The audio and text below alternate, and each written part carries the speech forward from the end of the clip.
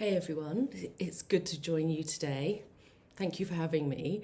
Being here virtually is a small nod to Access in Action, so thank you, Lisa, for being so generous in how you've organised this symposium to include me.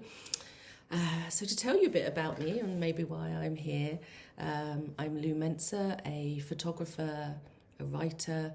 I teach across institutions from Central St Martin's through to home education settings. I'm also about to become a trustee of a disability-led visual arts organisation and can share more on that soon. So questions of access and representation in the arts really matter to me. I found Nnenna's work before I found her story. Her work really resonated with something that I recognised in myself, which I think maybe was a need to express something that words can't hold. You can see it in the way Nnenna's interiority comes through, so physically through the body and in the scale of her pieces, and I really loved that. It really held my attention. And then when I learned about Nnena and ActionSpace, the scope of her work really made sense to me. Nnena had been making the work consistently in the supported studio environment for decades, and I thought that consistency of support really showed. Nnenna's work seemed to ask something of me, asked me to engage with the form and expressions before I had a chance to kind of intellectualize the work, and without knowing anything about her as a person. And I think that's what really matters when we're talking about curation and context. So much of how we communicate about art assumes that the artist will speak to us using words almost as much as through the work, whether we ask them to talk to us in interviews or artist statements and through talk panels, for example. But words are just one way of making meaning. And when I saw Nnenna's work, I wanted to find another way in.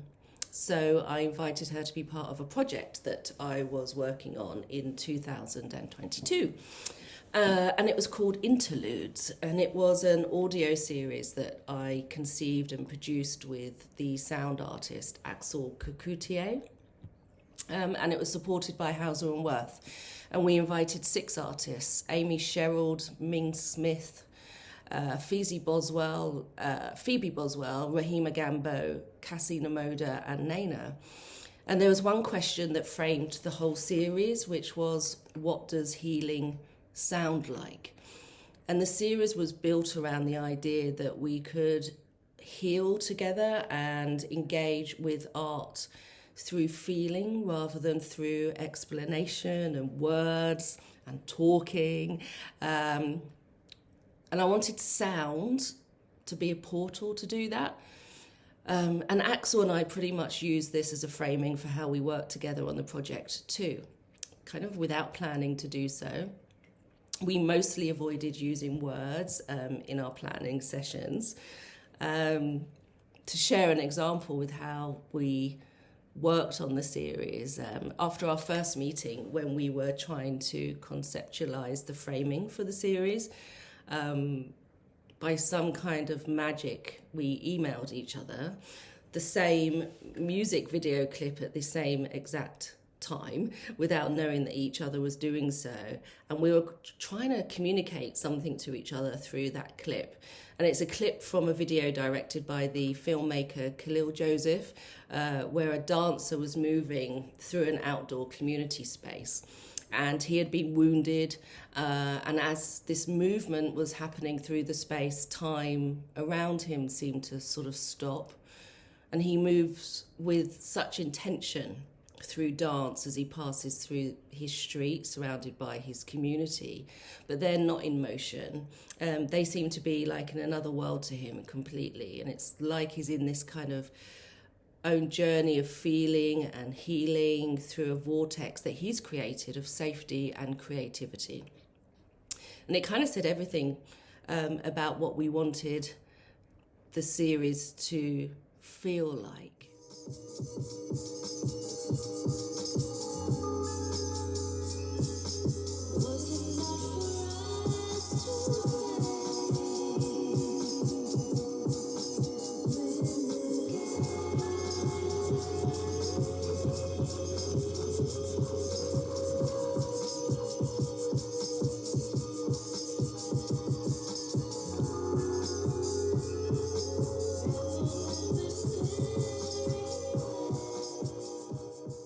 So that suspension and that sense of time stopping inside a moment is what Nnenna's work does so beautifully. That's what I felt engaging with Nnenna's work. And the idea for the series came from a specific moment that we had just passed through at the time. It was post-pandemic, post-Black Lives Matter. And rather than doing kind of my kind of usual intentional conversation and interview based series of podcasts, I just wanted to slow down and remove all these words and to kind of rehumanize my engagement with art again. And I wanted to find a way to be with it that wasn't primarily cerebral. I wanted to feel the work in my body, and I wanted to make something that kind of offered that to the listeners too. So again, Nnenna was a perfect perfect artist to be part of that with us all.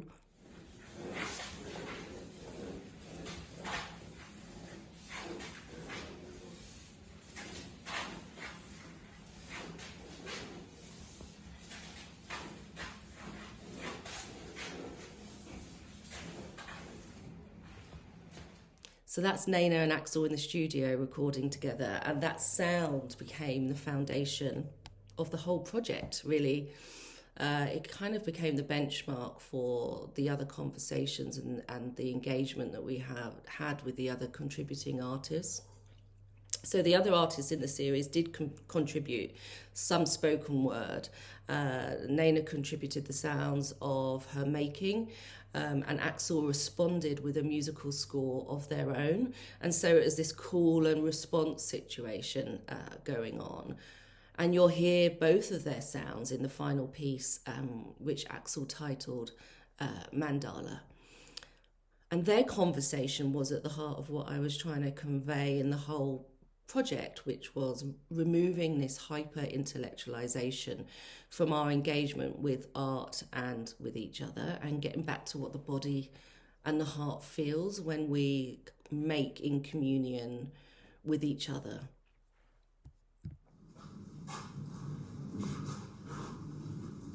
Nnenna's piece speaks directly to the fact that we experience things not only with our ears, but it's a full body experience. I feel like we were definitely synchronized in some way, shape or form. And even though there was a level of predictability to the way she was moving, every single trace, every single move and sketch, it needed to feel like the music came from her, from the experience, rather than as with the others. It's kind of like a set stage. This kind of felt more of a synesthetic experience of just like, again, the charcoal, whatever medium she was using to trace on the piece of paper, for example. That was the music. And I'd like to thank Charlotte Hollinshead here at ActionSpace, and she was present throughout the whole series. Charlotte and Nnenna's relationship's been built over the years, just like mine and Axel's, which made me think not only about what collaboration means, but what it actually requires to work. And I suppose that's an honesty and a trust within those relationships.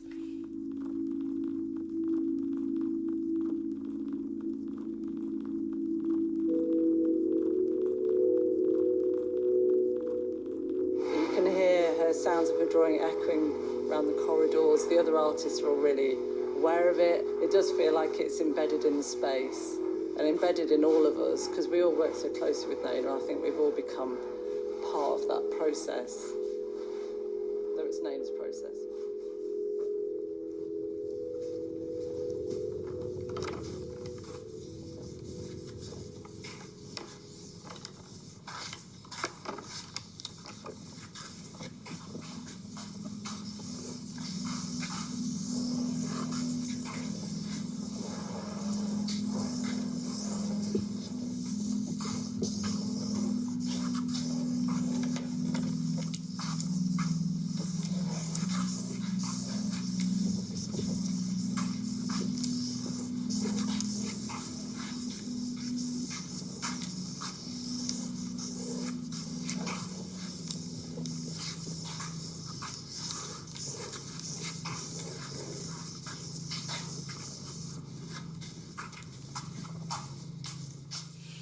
when I was thinking about this symposium, I was also reading Kabina Mercer's essay titled Black Art and the Burden of Representation from his book Welcome to the Jungle. And Welcome to the Jungle is a collection of essays written in the late 80s and 90s, examining how race and representation shaped the reception of Black British art. And his thinking feels really relevant here. And although I'm making a jump because the experiences of Black artists and learning disabled artists are not the same, the structural problem that he identifies kind of runs through both structures, and so it's worth mentioning here. So he argues that Black artists are burdened with the expectation that their work speaks for a whole community, that criticism stops engaging with the purpose of the work and its effect, and it only asks what the artist is presumed to represent. And the labels that we put on art can cover up what the looking and feeling should be doing. And I suppose that's what we'd be thinking about here throughout this symposium. It's certainly something that I've been thinking about. And he names artists in this essay where you can't read their identity directly off the surface of the work. And with those artists, he says that institutional and critical frameworks bring contextual information in to kind of fill a gap that the art itself didn't leave. And so identity becomes the framing, whether or not the work kind of invites that framing in. And so I think about Nnenna's work here in relation to this. The work doesn't announce its context. It kind of makes demands of you directly. And yet the first thing that many people reach for is the framework of disability surrounding Nnenna's work. And that framework is real and it matters, of course. But when it becomes the primary lens, then the work kind of disappears behind it. And that's why our project with Nnenna felt so special. We weren't trying to explain her.